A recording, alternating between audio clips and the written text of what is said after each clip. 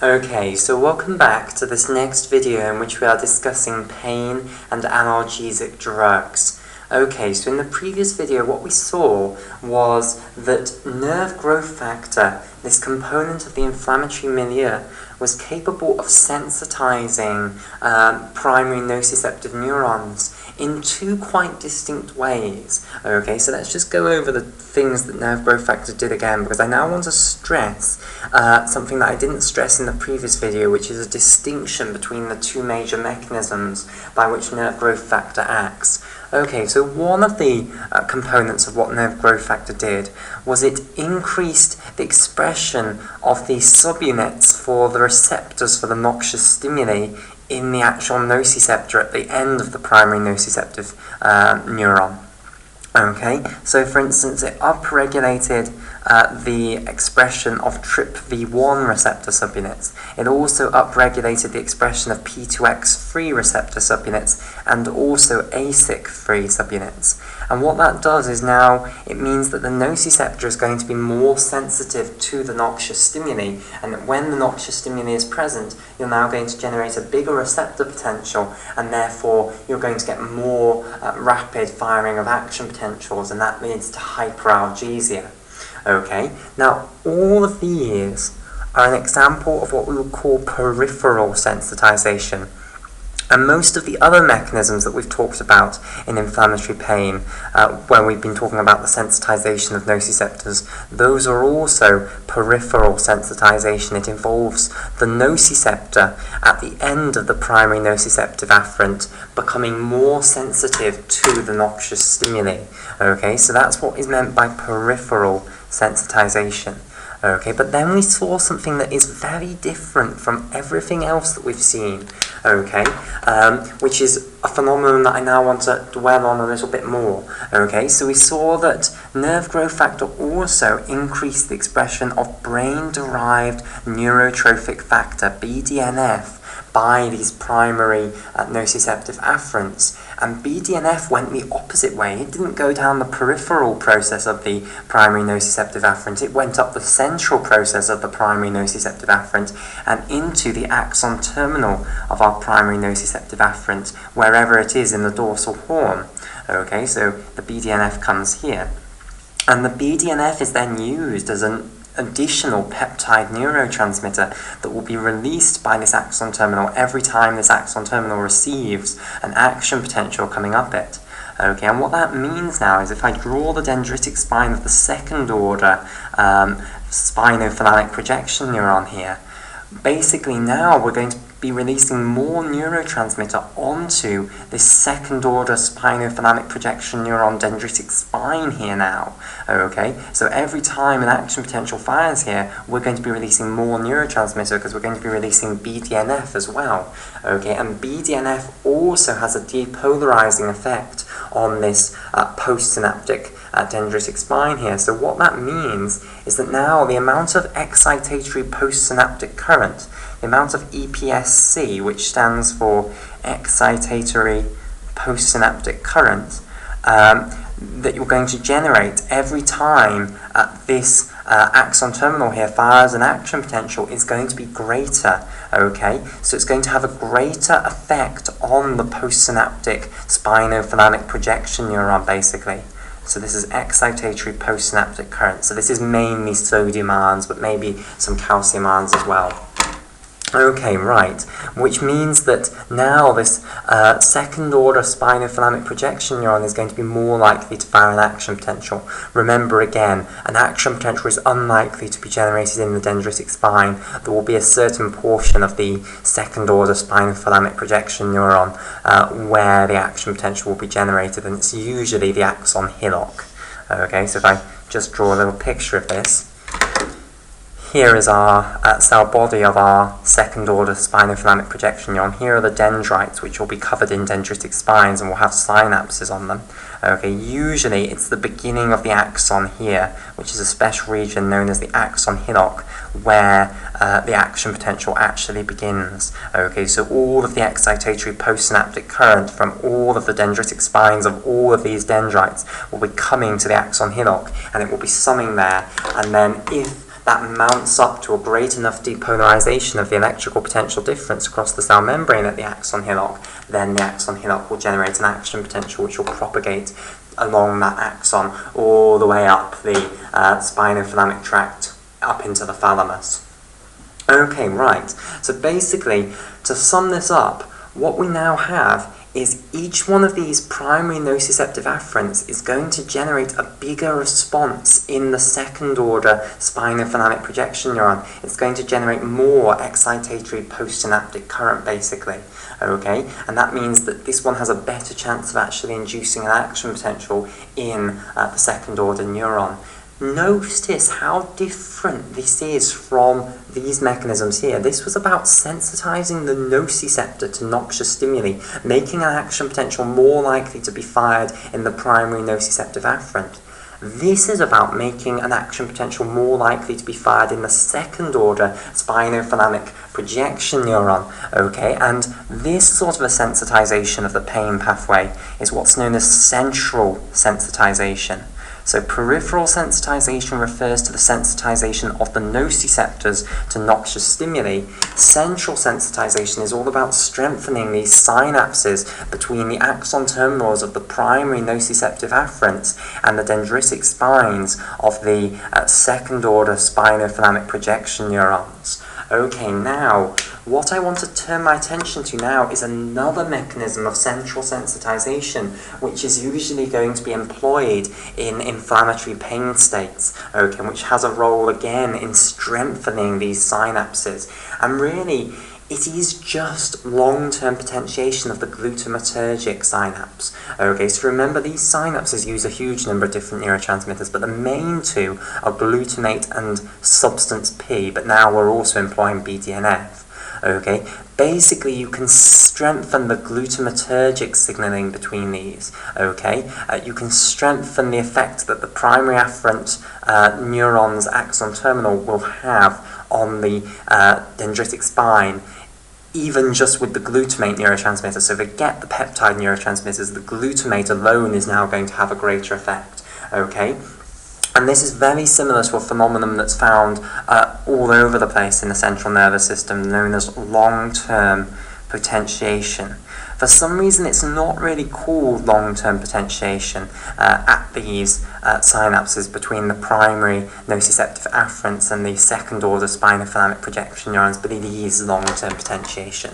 So let me just outline what the phenomenon of long-term potentiation is for a general glutamatergic synapse. Okay, so we'll go to a simpler case now. We'll forget about the peptide neurotransmitters. I want you to forget about those for a while. We've discussed those now. Okay, just concentrate on the glutamate. So here is our glutamatergic synapse here. Here's our presynaptic axon terminal, and here's our postsynaptic dendritic spine. Okay, right. And when an action potential propagates down here, of course, what will be happening is the axon terminal will be releasing the neurotransmitter glutamate into the synaptic cleft, and it will be acting on receptors on the surface of this postsynaptic cell. And the receptors that we're going to assume are here, which are the receptors that are in our dendritic spine of our spinothalamic projection neuron here, are AMPA-type glutamate receptors. So we'll call this an AMPA, and then I'll put just an R there for AMPA receptor. Okay, so I'll colour the AMPA receptor in blue here. Okay, and then also NMDA receptors, okay, NMDA type glutamate receptors. Okay, so this is an NMDA, and again I'll just put R for receptor there.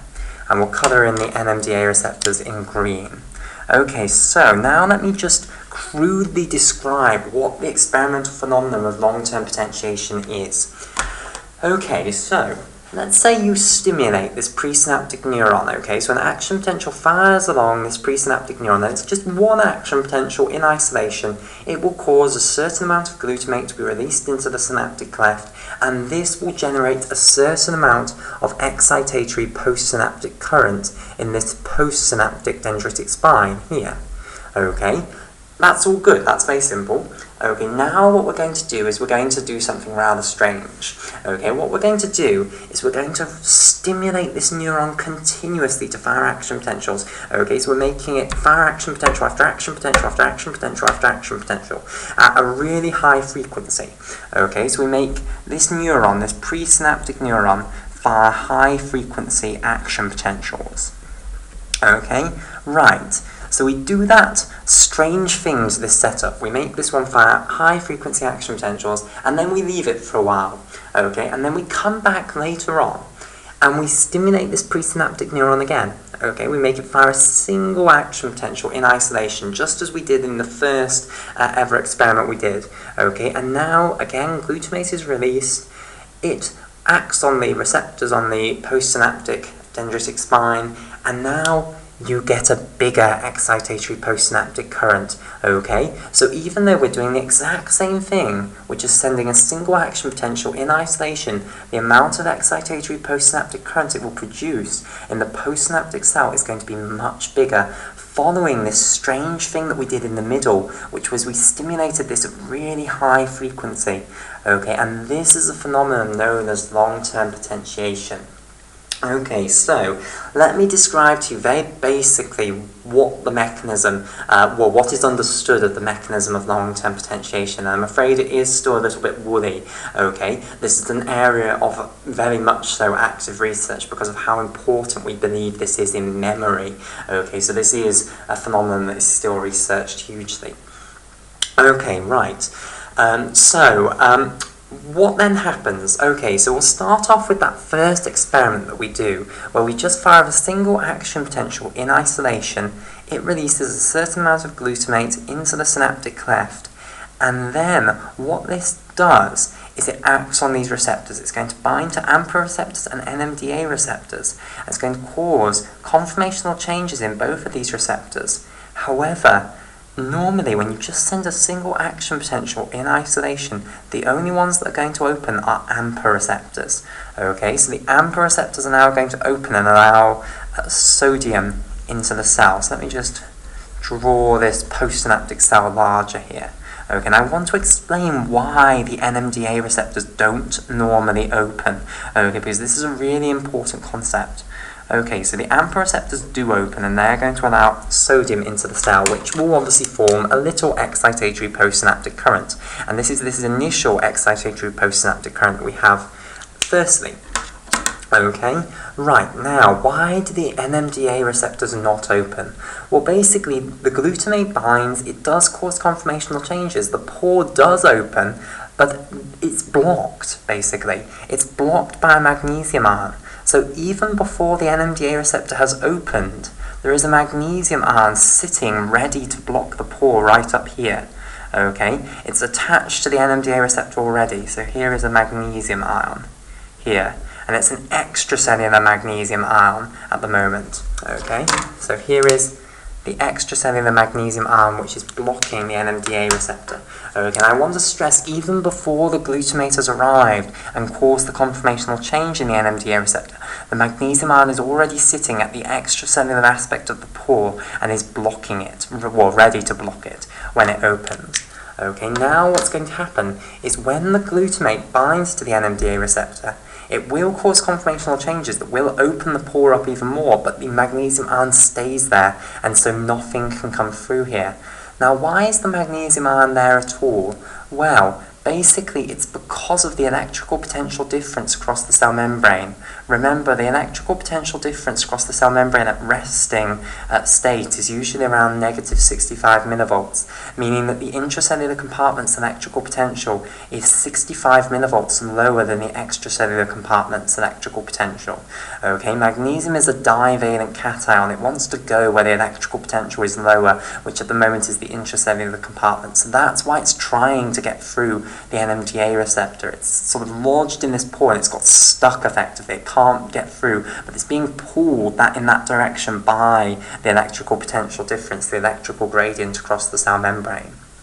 Okay, right. So how then can you open the NMDA receptors? Well, to open the NMDA receptors, what you need is glutamate, firstly to bind, to cause the conformational change that opens the pore in the first place, okay?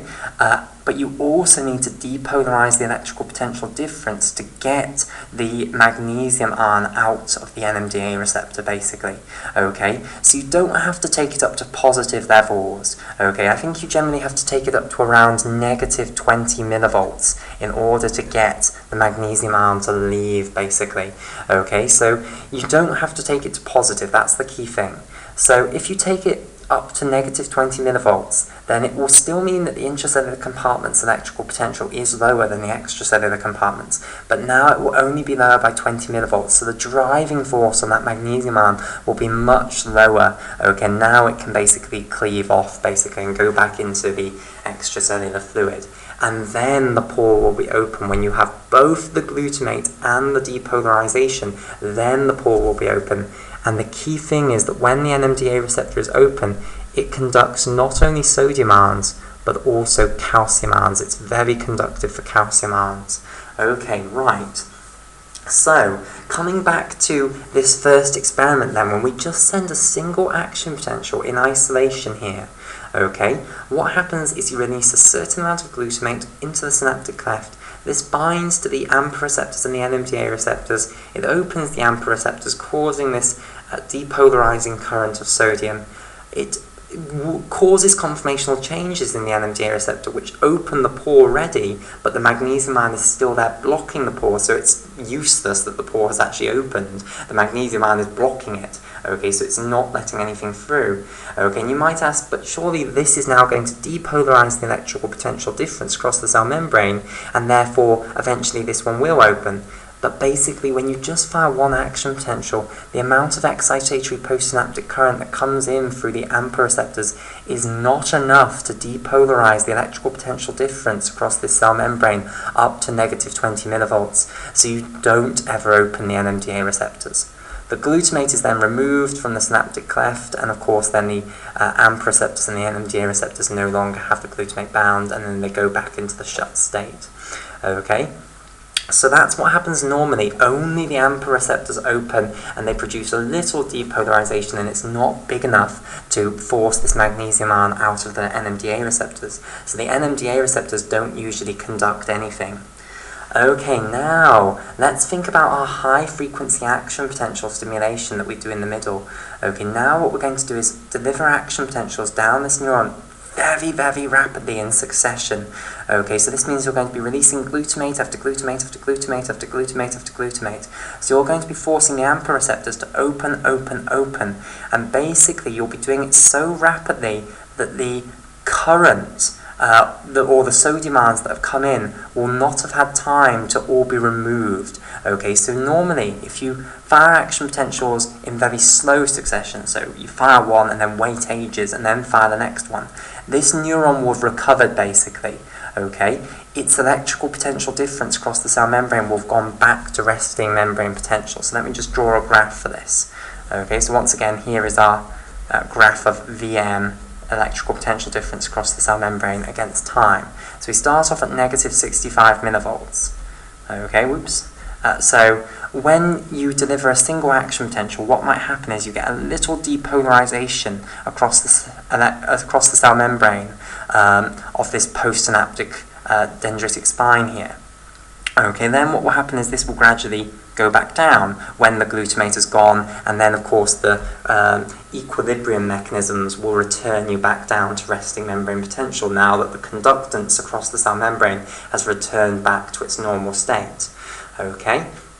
However, if you deliver action potentials in extremely quick succession, basically you can deliver another action potential before it has fully returned back down to negative 65 millivolts. So let's say what will now happen is you'll go up again, like so, because you've delivered the next action potential and released glutamate before you've actually returned back down to resting membrane potential. So what can happen is by delivering action potentials really frequently, electrical potential difference depolarization can build up, and it can build up to the level of negative 20 millivolts. okay, i.e. the level that you need to get up to in order for the NMDA receptors to open.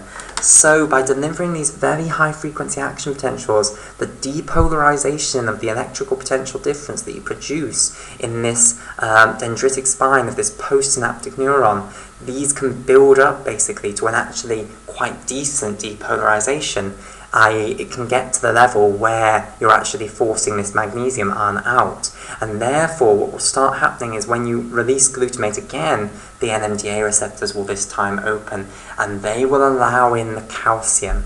Okay, and this calcium causes the changes that lead to the strengthening of this synapse, and this is where we don't know what happens next. Okay, we absolutely know that the calcium is what's involved in strengthening the synapse, but we don't know what the calcium actually does. Okay, so it leads to long-term potentiation, LTP, the strengthening of this synapse. So it could be working presynaptically or postsynaptically. Now, what do I mean by that?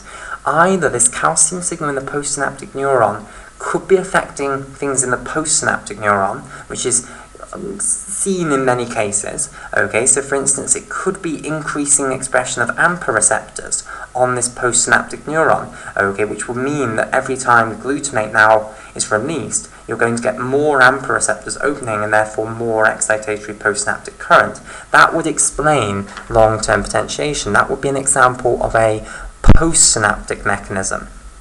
Okay, so AMPA receptors could go up. Or it could be affecting presynaptic mechanisms. It could make sure that when an action potential arrives in the presynaptic neuron, you release more glutamate than you would normally, and that too would result in more AMPA receptors opening and more excitatory postsynaptic current. Okay, but somehow a calcium signal generated in this postsynaptic neuron strengthens the synapse, so that when you then do that final experiment of again sending just one action potential along, releasing glutamate into the synaptic cleft, you then get a bigger excitatory postsynaptic current than before. Okay, and it could be that the number of AMPA receptors in this postsynaptic membrane has increased. Okay, it could be that the presynaptic neuron has released more glutamate onto the postsynaptic neuron. We don't know basically, but the calcium signal is essential for causing that phenomenon, and you only get the calcium signal when the NMDA receptors have actually opened. Okay, so really this is a way of strengthening synapses between neurons when you've got this massive, great high-frequency firing of the presynaptic neuron. Okay, now why is this relevant to our synapses between the primary nociceptive afferents and the dendritic spines of the spinothalamic projection neurons? Well, remember the C-type primary nociceptive afferents, which are attached to the polymodal nociceptors, those are going to be firing tonically. They're going to be firing very rapidly, and they're going to be synapsing onto these dendritic spines of these spinothalamic projection neurons. And the neurotransmitter they use is glutamate, and again you have AMPA receptors and NMDA receptors in the postsynaptic membrane.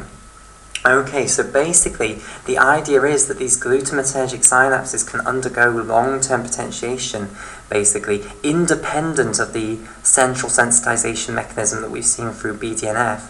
This synapse can strengthen just through the glutamatergic transmission. Forget the peptide transmitters.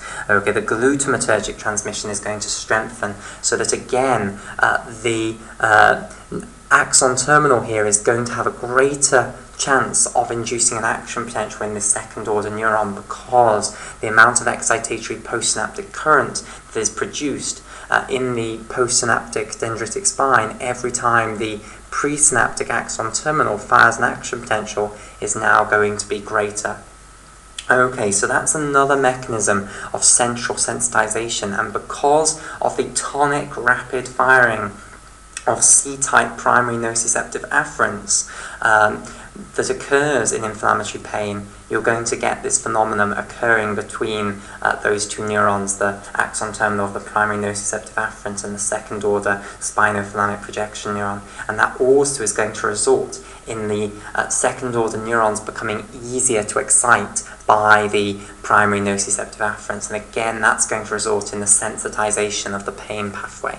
Okay, so now what we've looked at is many mechanisms of peripheral sensitization and mechanisms of central sensitization which occur within inflammatory pain. Okay, what we're going to do in the next video is we're going to turn our attention to looking at drugs molecules. Okay, so we're going to originally go to the local anesthetics and then we're going to go on to the opiates.